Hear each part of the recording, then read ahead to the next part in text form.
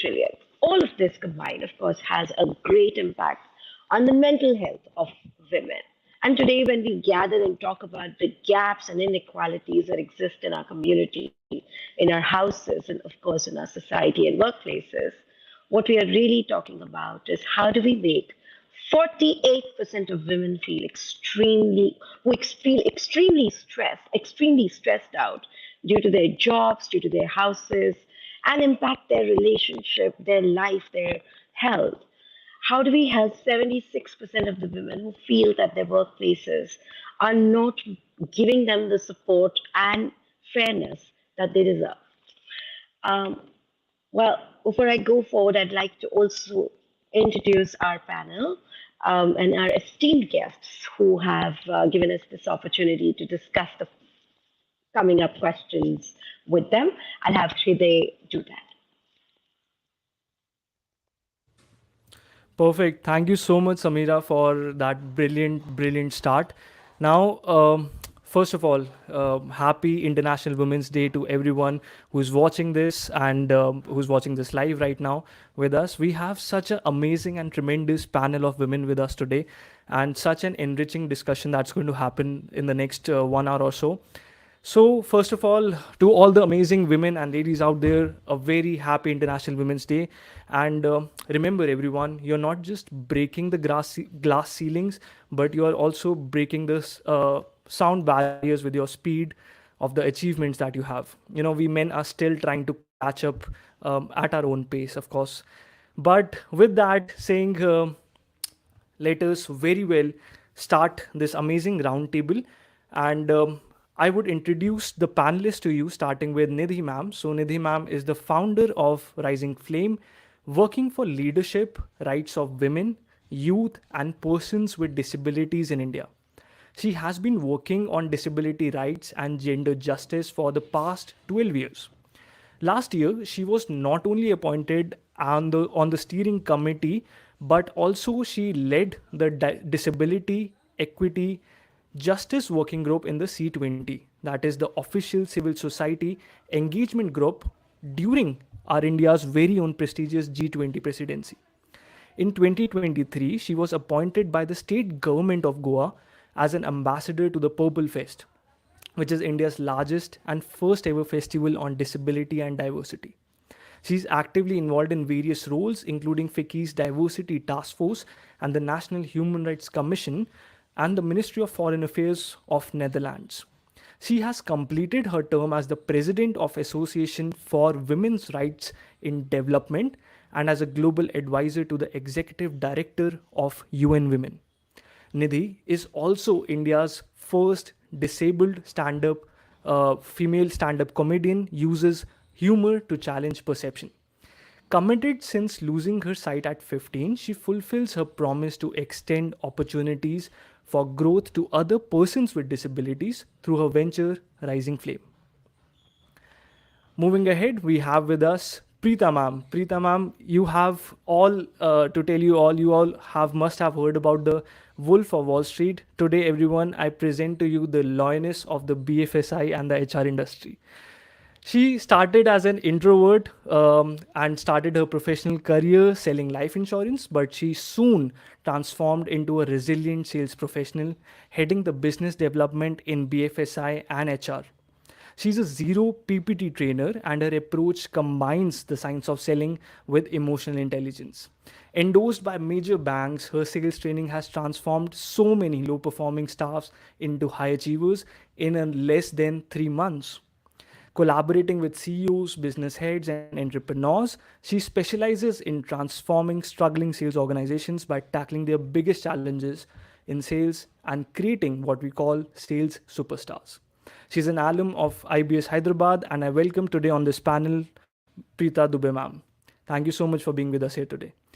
All right, now moving on with the HR industry head and somebody who's been leading these HR ventures.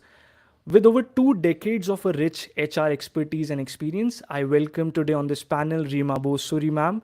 She's a strategic partner for corporate leadership, crafting efficient human charters aligned with business values.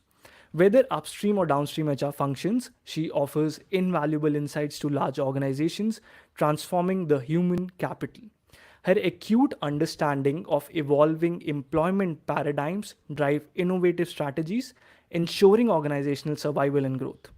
She has been an advocate of diversity and inclusion and a trained leadership coach, previously excelling at her stints at Airtel India and Sun Pharma. She now leads a startup as the co founder and chief customer officer at Elders India, a startup that is a unique amalgamation of families and service providers that helps empower senior citizens to lead comfortable and independent lives with active participation of various corporates. I welcome you on the panel, Reema Bose ma'am. Thank you so much for being with us here today. Now, finally, the host for today, I would like to welcome Samira Sajdev.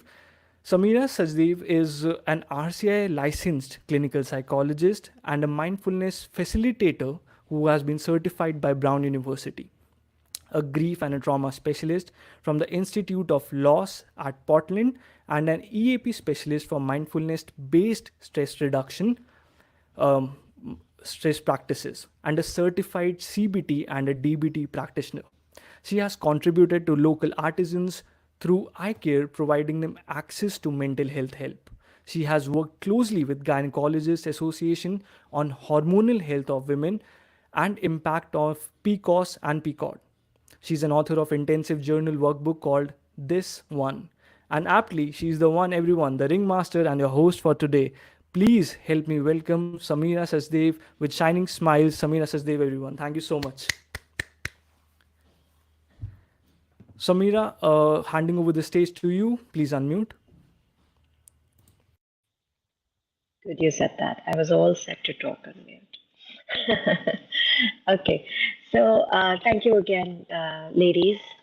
Your profile and the work that you have done is so inexpressible, is so amazing that when I went through what all value you all have added in your own space of work, I was like, how did these people do that?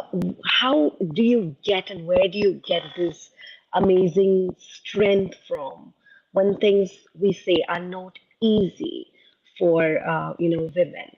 And here's my I'm going to go right into what Vellum is trying to create. So Vellum is trying to create a movement, an active movement towards creating equality at workplaces, giving access to not only women leadership, but leadership environment to create, space for women to grow.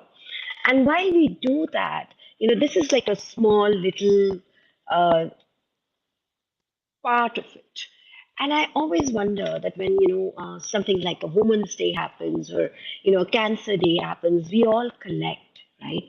But I am a person of values, and I realize that something I know for sure that something inside you leaders resonates with this cause. You're something inside a characteristic or an experience that resonates with the cause of creating equitable workspaces, creating equal opportunities, creating thriving spaces for people to grow. And I'd like to ask all of you, in fact, if you could tell me a little more about what resonates to this cause for you. We could start with maybe Nidhi. Can we start with you and then go to Reema and then to Preeta? Sorry, Samira, I think I lost you for a second. So you're talking about just if you could repeat the last two lines. So what's resonating with the cause of supporting women thrive? Is that what you asked? Supporting women equality or supporting women fairness at workplaces, what exactly resonates with you? Have you experienced something? Is there something you've seen that has impacted people or is impacting them at large? Right.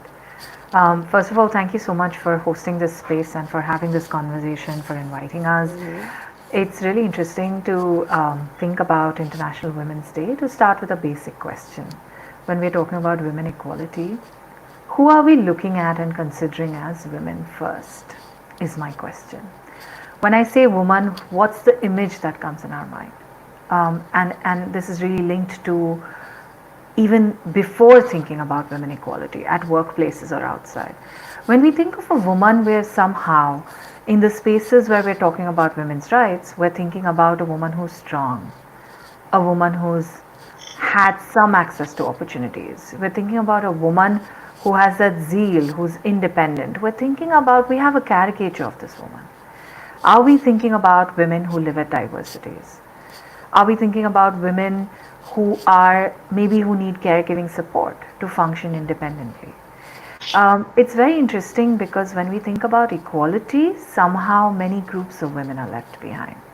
And on behalf of those groups of women, as a woman with a disability myself, I do want to mention today on International Women's Day that when we think about equality, we need to think about all. And what this access would mean for all, why equality is important for all, is because each woman would matter, each life matters. When we're thinking about workplace and other equality, we need to step back and see which women are actually getting opportunities to even reach the point of having a workplace. What is their journey that has been shaped like? If you stand at multiple diversities, if you're a woman who's anything away from the norm, if you're too short, if you're too tall, if you're too dark, if you're too fat, if you live with a disability, if you're queer, um, any of those, you're basically, the noise has been overpowering you. There has been stigma, there's been stereotype, a lot of choices have been taken away from you, a lot of decision making power has been shifted in your life. Consent in many cases does not exist. When women hold these journeys together and these realities together, then they are not striving for equality in workplaces. What they're striving is an opportunity to work, if at all they've had an opportunity to learn, to educate, if someone has thought them worthy enough to invest. We look at girls with disabilities, and the pandemic made it really stark, right? In low resource settings, when there were just one technology between multiple children, who got that access to that resource in those families? And the gender divide, the disability divide became really, really strong for us to see. And why I give this example is at that point, whose education was continued? The non disabled child. Even within children with disabilities, whose education was prioritized was the boy with a disability than the girl with a disability. And this unequal access to opportunity really reflects in the way jobs are accessed, in the way equality is perceived or shaped, or what women start dreaming, believing, and asking for. So, when we want to talk about equality in workspaces, when we want to see our own lives and journeys, I think a little bit of reflection to step back and see who's the woman or the girl we're talking about, what have been their realities, and what has shaped them to reach here today.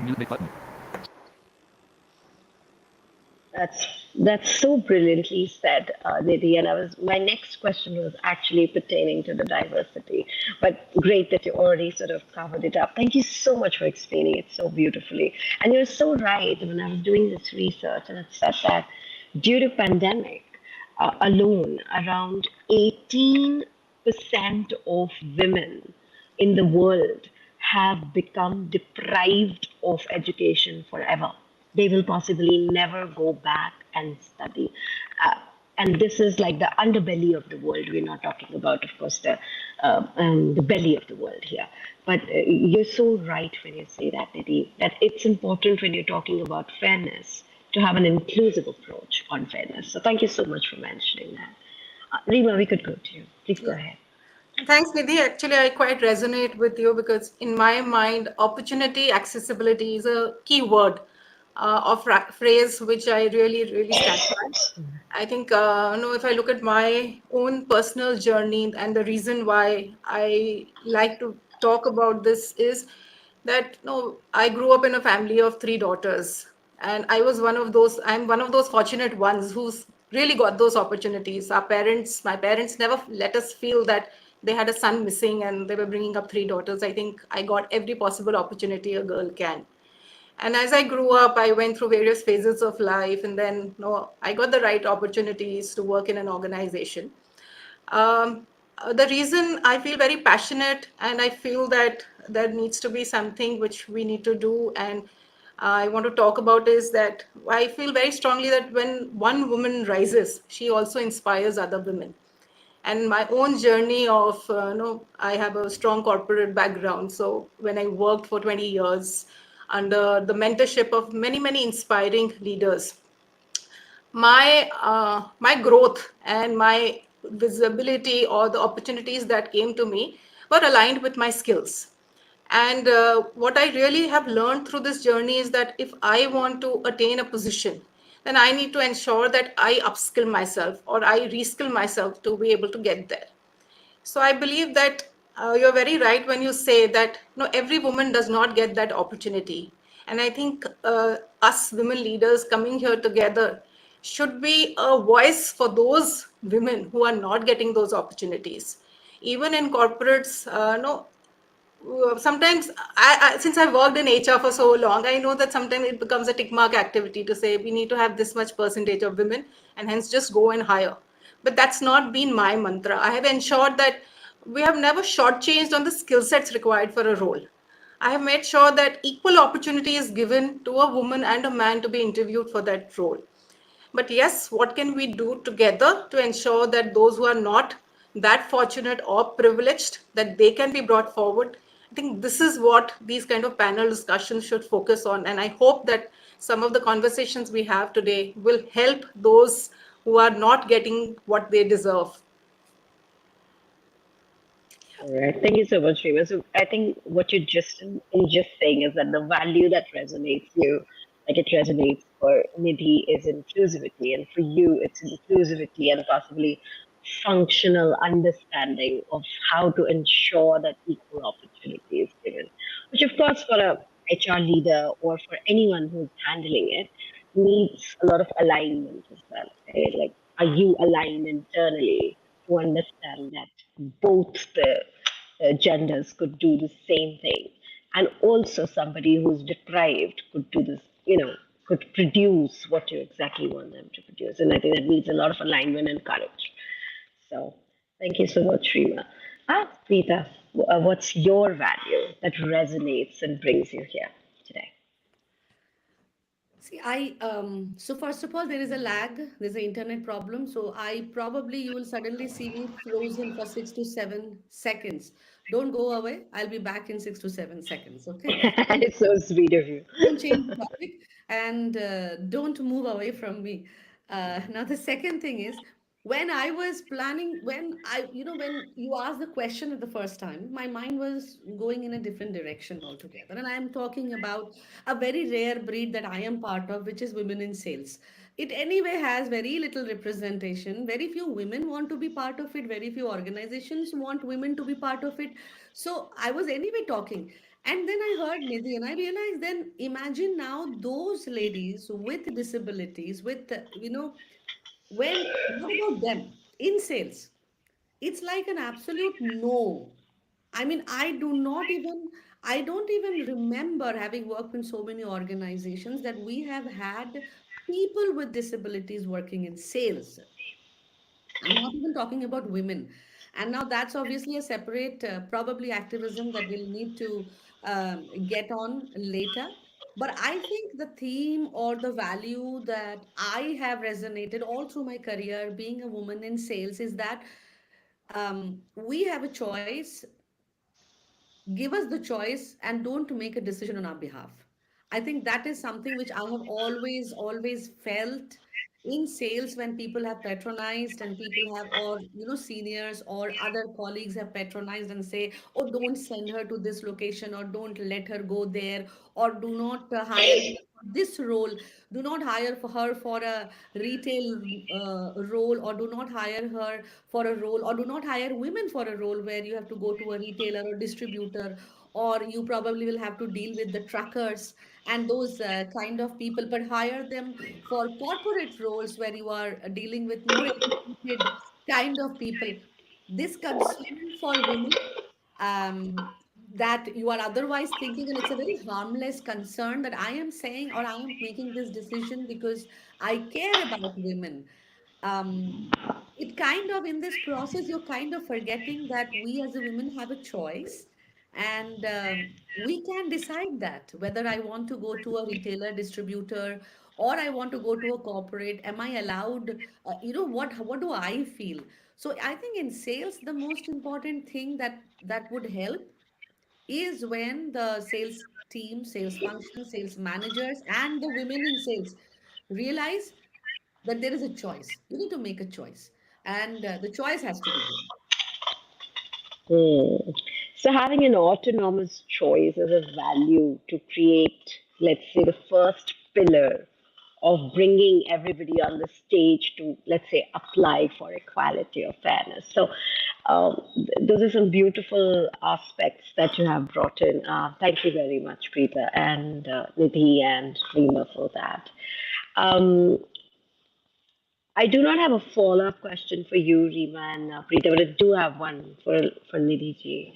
Nidhi, you went ahead and I saw your profile and I was like, oh my God. So you went ahead and you created a whole Purple Fest, which is like one of the kind for India. And this is for disabled people. You worked with the government offices, etc., etc. You were also in the advisory board of FICCI, and you are continuously working on inclusion of women and disabled women in getting their rights. My question to you is, what have been the biggest barriers that you have faced in, let's say, producing effectiveness or creating the kind of results you really wanted to create?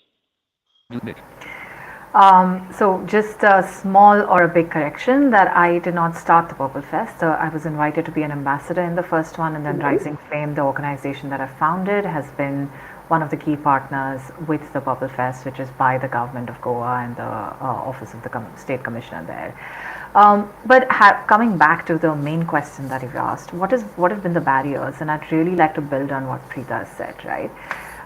The biggest barrier is uh, not seeing potential in women, right? Not seeing potential. You can look at women with disabilities, but really not seeing the potential in women in many ways, and under the guise of protection, under the guise of a society that is responsible, being culturally rich, etc. What we end up doing is what we do to people with disabilities, right?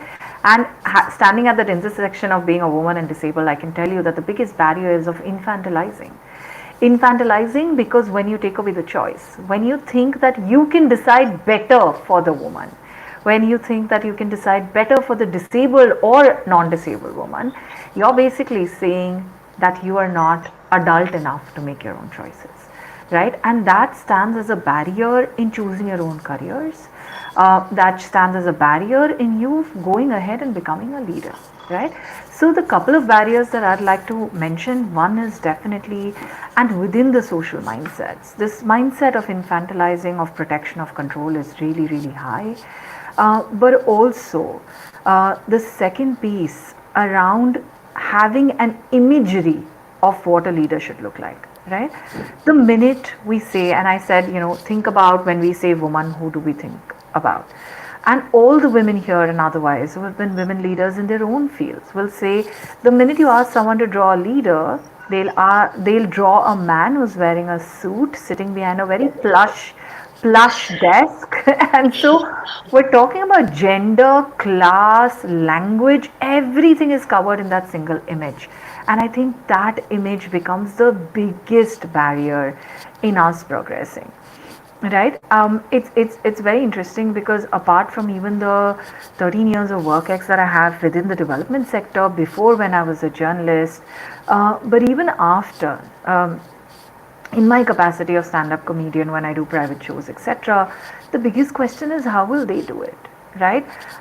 Why are women on the streets? Why is this disabled person on the stage trying to make us laugh? I think our barriers are where society creates these buckets for who can be where, and almost these buckets become like who is allowed to access these spaces, right?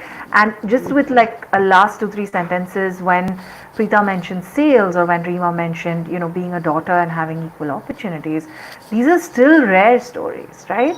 And why are they rare stories? Because we've somehow bucketed, saying families who have sons will definitely flourish more, have someone to depend on, etc., etc. We've bucketed that these workspaces are not for women, but we've also bucketed things like public spaces are not for women. So, do women loiter? They don't loiter. Men loiter, right? Women only should have a purpose to go from one place to the other. What kinds of entertainments are okay for women? But also what access means for women. The minute we say access, they're like, put CCTV, then they'll be safe. We're like, no, CCTV will be surveillance. Why don't you have shift of mindsets? Why don't you have accessible buses so nobody has to lift the woman on the wheelchair and put her inside the bus, having access to her body? So I think all of these and the different forms of control and the lack of understanding of what's the potential and who belongs to which spaces and challenging the imagery, all of these are barriers that we've seen holistically in women but also in women with disabilities. And I just want to end with one sentence. People say, but you always bring in disability, and we're talking about all women. And I say, how much, I talk about my journey because I'm disabled, right? And so women with disabilities are a part of my journey. But also, if you look at the numbers, every sixth person in this world lives with a disability, and every fifth woman in this world lives with a disability. Those are big numbers we're not recognizing because the minute a woman is different, we attach shame, stigma, and guilt to the woman, the girl, and the family. Thank you. That's so true. We do. And I hope that that someday changes and that the day comes sooner. I completely agree when you mentioned, Nidhi, that there is and I have a follow-up question which I'll open to the forum. So I completely agree when you mentioned that there are barriers of putting people into, jars. That this is what you. I mean, it's usually done to predict, but it becomes more. That's what you're allowed to do. I completely agree when you mention access, not surveillance. And that brings me to the next, question, which I'll open to, both Rima and Preeta.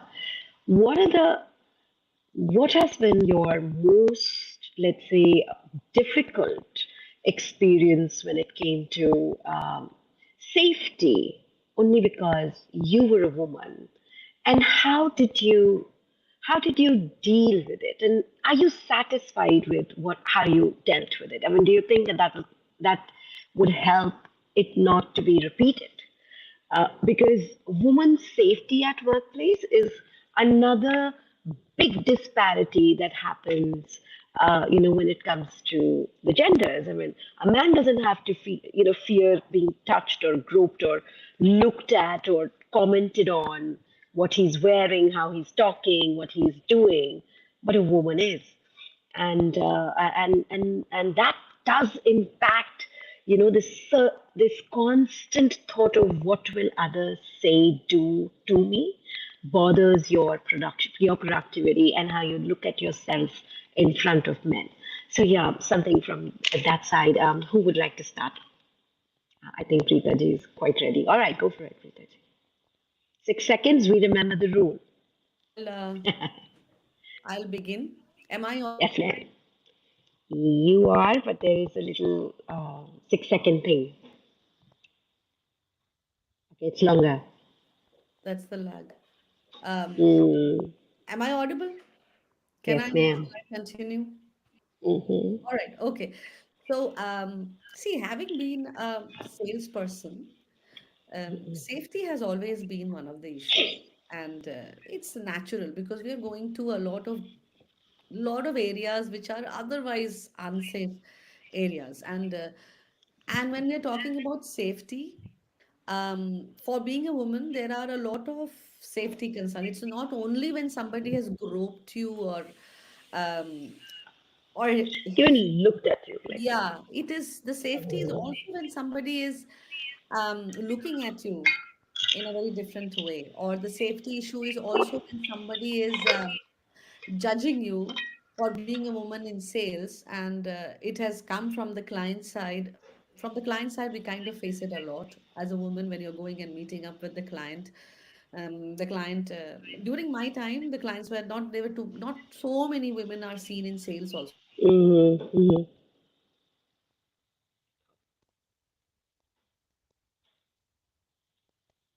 funny expression on their face, or they would like to play dirty with the women. So those were also sexy. Those were also very sexist kind of, those sexist comments that you had to go through, or sexist behaviors that you had to face. Those were also quite unsafe. Um, Indeed.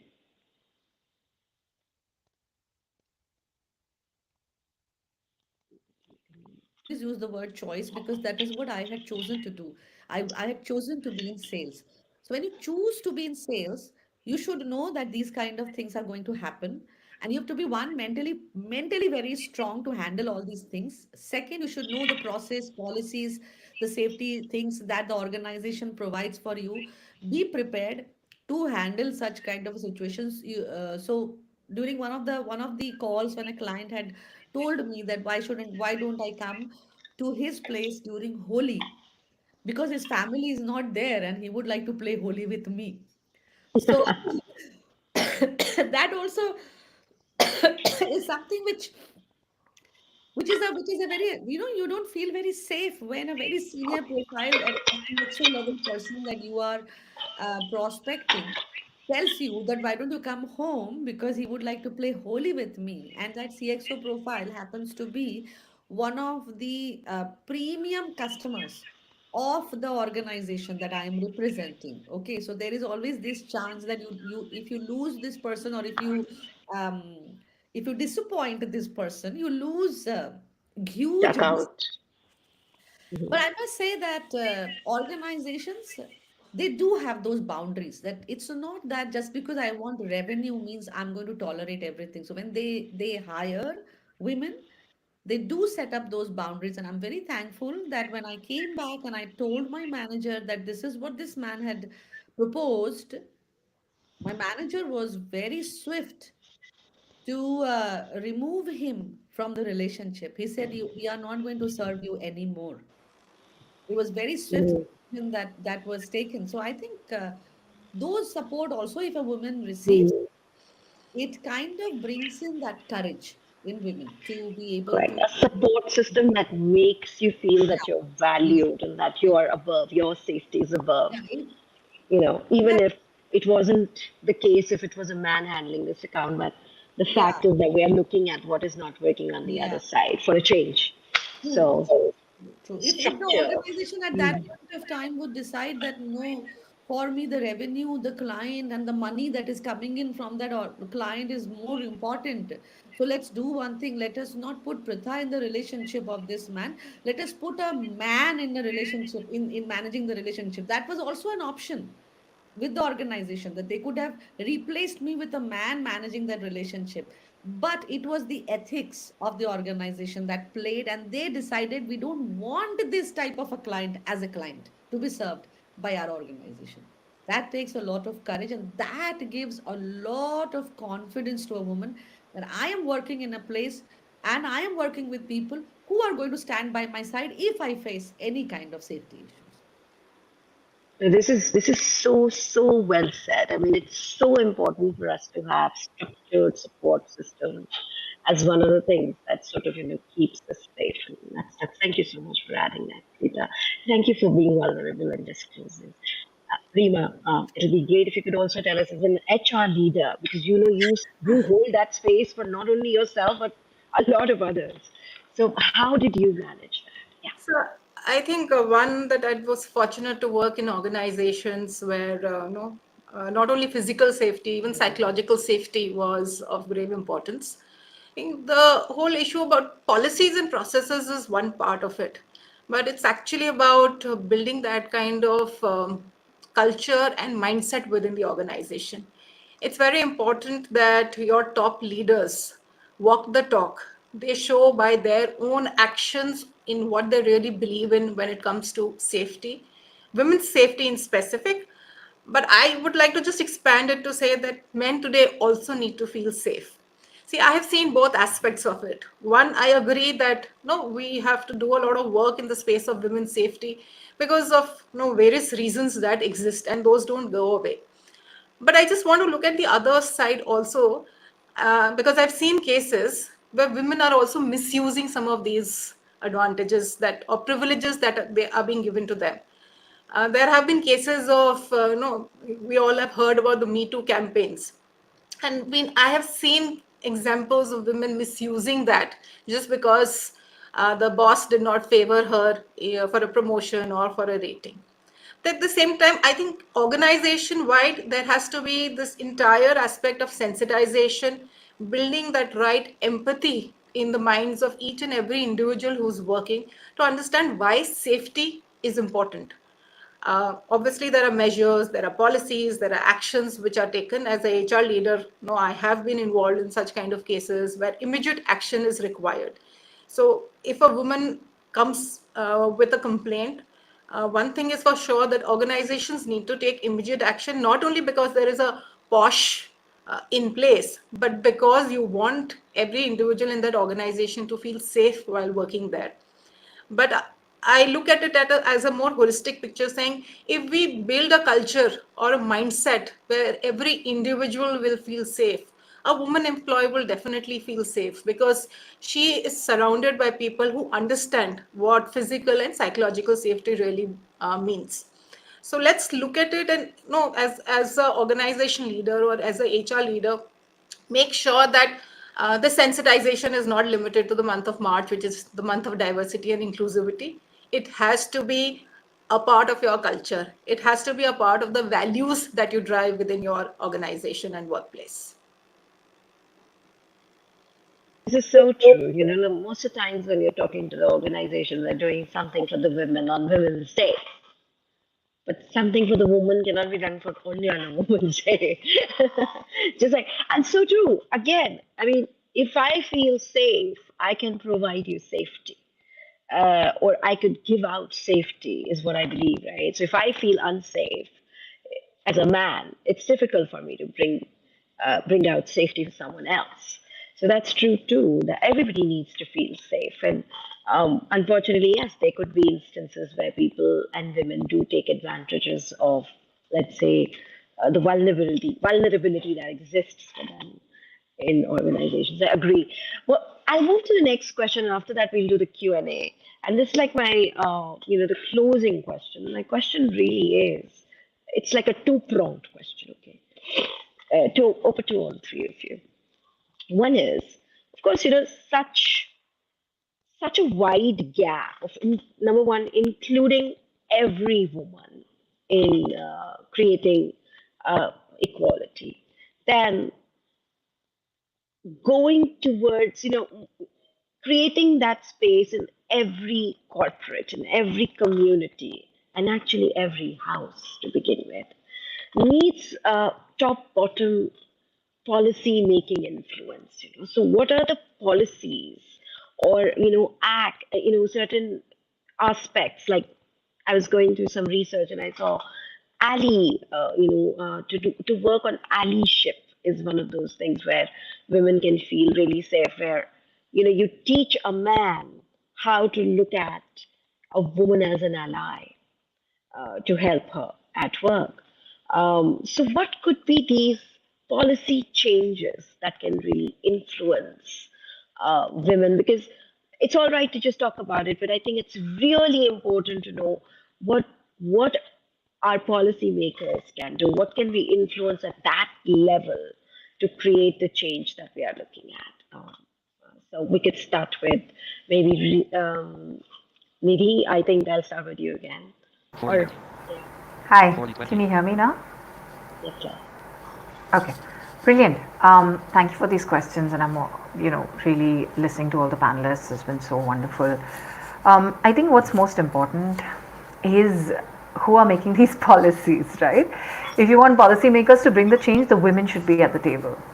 I'll I take it. don't see I don't see someone else sitting there and deciding, saying, "Oh, we're going to make policies for women. We're going to make policies for women with disabilities. We're going to make policies for all women because we know it all." Where are we going to end up then, right? It very often it's very interesting because I come from a space of disability rights, and I do want to say it sounds like activism, but I think for a woman, her life begins with activism, continues with activism, and ends with activism. Because at every stage, we're either proving ourselves or sensitizing others, right?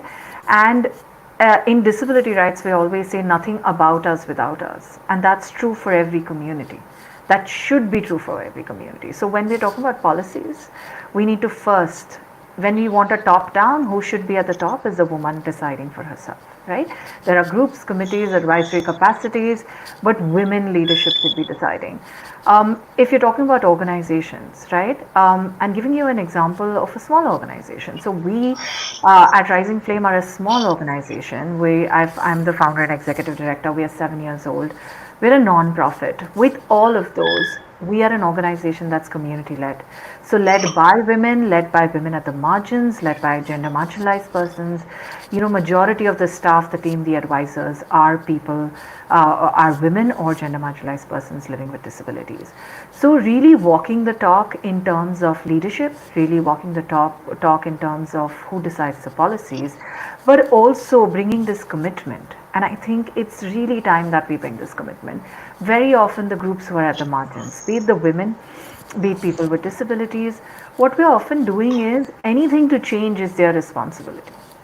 When a change has to happen, when an opportunity needs to be created, when something, they say, you prove your worth and things will move forward for you, right? And there's always a framing of you did it in spite of your gender, you did it in spite of your disability, because somehow we're putting the onus on this group, on one group, to find a space for themselves, while for everybody else the space naturally exists. And I think that's where ecosystems change and allyship is something that we need to really, really focus on. Yes, I agree that some women may have misused, but tell me one law, one policy, one campaign that's not been misused. The idea is that when a woman does it, it's magnified out of proportion because somewhere we are uncomfortable with a woman voicing violence. We're uncomfortable with a woman saying, I'm going to take a stance against a powerful person. And so the minute there is one out of millions which what goes wrong, that is amplified in the media, that's amplified in social discourses, and that takes us back to not having ecosystems that are inclusive, not having ecosystems that are taking responsibility. And again, coming back to a disability rights example, and I will end with that to be really mindful of time. Often people with disabilities, people like us, are told the problem is with you or your disability, and women are told the problem is with your gender, you're weak, or whatever else, right? And the simple example is that if I were to invite someone non disabled to the 48th floor for some work, and I said there wasn't an elevator, you wouldn't reach there, right? But you wouldn't blame the person. You'd say, there's no elevator. How do you even expect someone to go 48 floors up? But the minute a disabled person says, there are 4 steps, I need a ramp, you'll be like, oh, now for you, we have to build a ramp. And this is what we do to women when it comes to safety, when it comes to opportunities. There are conversations in lower resource settings saying, now because you're a woman, now we have to build toilets. So, how at every stage we put the onus and the blame on the woman because we are somehow creating the majority of the ecosystem for a particular gender, a particular class, a particular power structure, that needs to shift in allyship and ecosystem. Thank you so much. What a great thought that is. I'm just soaking it in. I'm just soaking it in. Thank you so much, Nidhi. It was so well said. Right? I mean, Preeta and Rima, like, now that I'm disabled, I need to create a ramp. Like, yeah, so that's so true. I mean, I need to create toilets because you're a woman. No, you need to create toilets because you're supposed to create toilets. So that's so well said. Thank you so much, Nidhi. So yeah, the mindset shift is true at the policymaker space, and the policymaker better be a woman. That's so true. Preeta and Rima, what would you like to add? Who would like to start? Rima, maybe we'll start with you. So I think the thing that I would like to add is also that in my mind also there is not a one size fits all solution.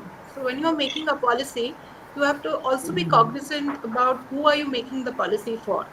So again, when you look at the urban society vis-a-vis the rural society, there are differences that exist. I think policymakers also need to accept that. There are a lot of privileges which may be available to a certain segment of women, But if the policies are only kept made for them, so for example, reservation, and I have absolutely nothing against reservation, I think it's very important. But if you are applying that reservation policy for women who've been getting that privilege, say, for the last 3 generations, they are the ones who will keep moving ahead. What about those who are actually underrepresented or unrepresented? What are we doing differently for them to make sure that they actually get benefit of that reservation policy? So in my mind, when we are looking at policy making, make sure that we are being very, very clear who the policies are being made for, and don't do just a blanket policy making saying we made a policy, it applies to every woman who is a part of India as a country. Be mindful of what those policies are being made for, which segment of people that policy is being made for, and then ensure that it's getting implemented in the same manner. Pritha? Yes, there was a lag again. Thank you for waiting. Um, I'll take the two, and I'll probably extend and expand what both Rima and Nidhi has said. And it kind of holds true. There are many things from a policy perspective that needs to be changed, especially if we want more and more women participating in the workforce. And in sales, my activism is completely on the sales side. I need a lot more women coming in the sales side. Number one, the blind recruitment.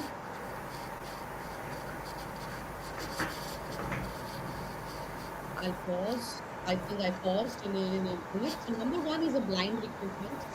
Uh, Many organizations claim that they do it, but in reality, they don't do it. So I would like to have those mass recruitment to be a practice, which is kind of then removing all sorts of names, gender, and everything else removed from it, and you are actually hiring someone for the talent. A lot of policies in terms of testing or assessing every supervisor, every workforce. This setting adjust how. Search button menu. Request. Left parent one, right parent new chat message tab. Request to take another photo. This setting. It's only during my time that the internet starts acting a little funny. So, and the fact that yes, from the women inclusion perspective, like Nidhi said, that we now have to build a ramp for you. So yes, like that, not only building a ramp. If you want women to be going out in night, it could be late night, arrange a car for them. If there is some, even some outstation places, arranging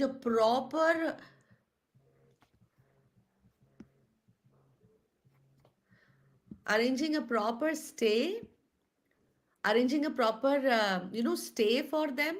All those things, yes, those would be like extra investment into infrastructure, rather than fuming on those things as a cost. Look at it as you are investing in women. So I would like to end with that. Invest in women. That is how you are going to invest in women. So true. Invest in us, please. These are good. Anyway, so I'm going to thank you so much, Rita. That's so nice. I mean, so yes, diversity, yes, who's making these policies and with a mindset of investing in women. And with that, I just want to thank you again. And I will have to now, move to putting the questions by the audiences. So we're live on FB and LinkedIn and YouTube, I believe. And so there are questions coming from there. So here is the first one. So the first question says, um, and maybe one of you can tell me who's going to answer it. So, what advice you would give to young women aspiring for leadership roles in their careers? Okay, I can start off. Just a quick one, because I think what's important first is, which I have always believed, is that no, as a woman leader, accept your femininity and don't be apologetic about it. No, the first part is acceptance to yourself that yes, you are a woman. Be proud of it. Be willing to go out and speak for yourself. No, We have to accept that life is unfair. It is unfair for both men and women. We have to accept that living in guilt. So I lived in guilt that I was not there for my baby or my son when he was growing up. But that was a part of my life which I accepted. So be willing to accept all of this and then decide that this is the next step that I want to take. Don't expect everything to come on a platter. One has to work hard, ask for or demand for a level playing field.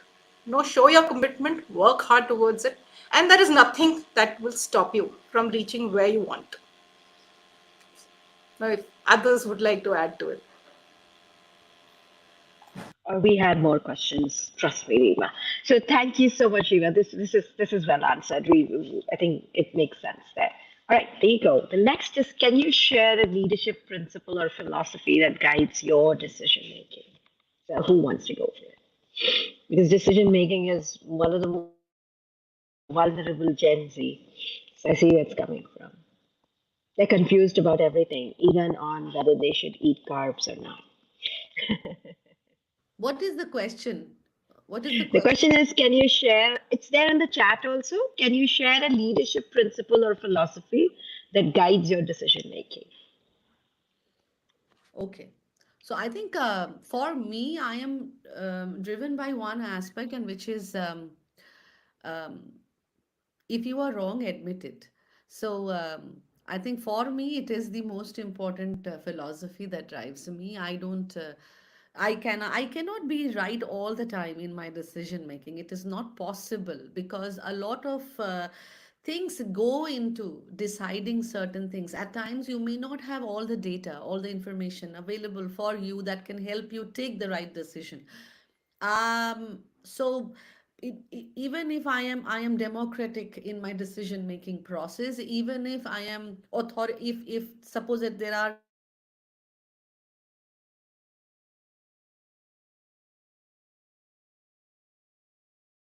call, I have to take that. But it is not necessary that whatever decision I take, I am going to be absolutely right with it. I think the thing that helps me not lose my sleep over a wrong decision is that I admit very quickly, oh, okay, this was a mistake. Sorry, I think I learned from my mistake, and let's see how we do not repeat this mistake. So it's all right. I am very okay with accepting that I can make mistake. I'm human. I'll make mistakes. Perfect. So, what you're doing, Preeta, is that you're being absolutely egoless about mistakes. But it's not about how it hurts yourself if you're making a mistake. It's because you're egoless about it. And that's such a beautiful quality to have. Thank you so much for sharing. So I hope it answers the people. Here you go. How can we help parents create this core concept of leadership in the upbringing of their children, especially a girl child? Because most of the times you would see a woman more accepting and agreeing to things rather than going out there and making a change or talking about it. So how can the parents, if we know one or two pointers, create the core concept of leadership on dinner table, for example? There you go. Maybe you want to answer that. You're on mute, maybe.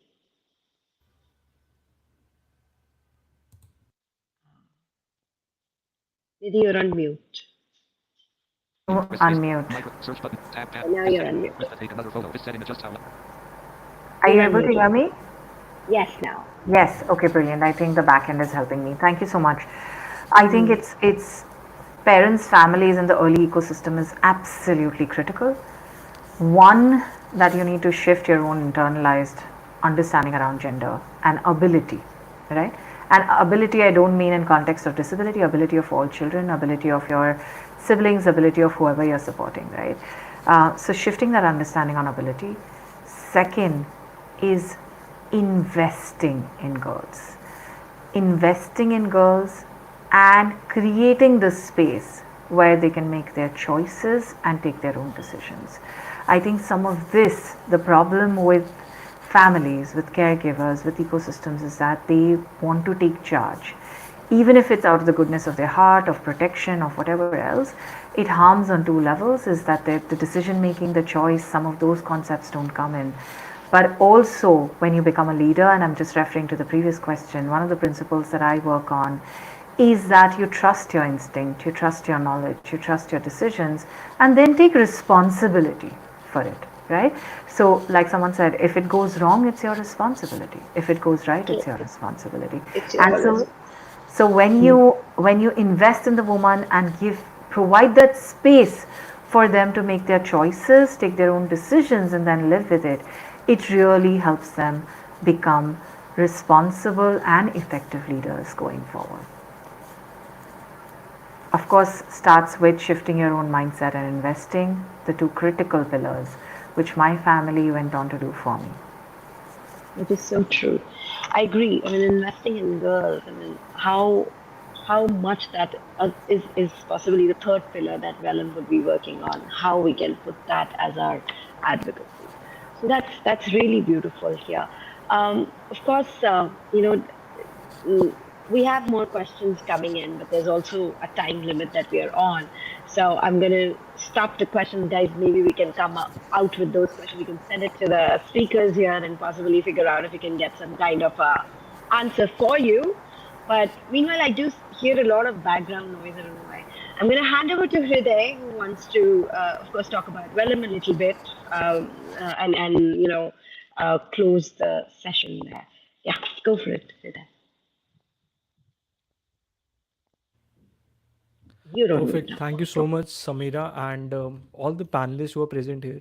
I mean, the discussions that went on were so inspiring, and the key concept or the core idea that I take away today is specifically, invest in women. When you invest in women, there are so many things that could happen. You open boundaries to so many different possibilities that could happen, not just in the organization, in a family, in a household, in so many other places where women serve today. So, just to present a closing note, I would just talk to people who are watching this stream live about Vellum and what we do at Vellum. So, Vellum is an organization, and we at Vellum are passionate about transforming the mental health in the workplace and beyond that also. So, we, as leading providers of corporate well being, solutions. We specialize in crafting personalized mental health journeys for all the individuals that are present and in the organizations. So for our mission goes beyond just providing tools and resources. We are dedicated to guiding the organizations to understand and elevate their corporate well-being, fostering environments where the employees and can thrive and professionally and personally. So this is what we do, and through transformative workshops that we have, our cutting edge application on the phone and the web platform, we offer this accessible solution with effective tools to manage anxiety, stress, and promoting emotional resilience and productivity. As today we hosted this session, she leads, we are taking significant steps towards creating a more equitable society by amplifying the voices that are present in the society and experiences of women leaders specifically. We are not only addressing gender disparities, but also fostering a culture of inclusivity and empowerment that we see. And today we open the stage to ladies who have been pivotal and making real change in the society. And thank you so much, everyone, for sharing your journeys towards building a brighter and inclusive future that you are building with your ventures and with your services that you're providing to people and customers and everyone around.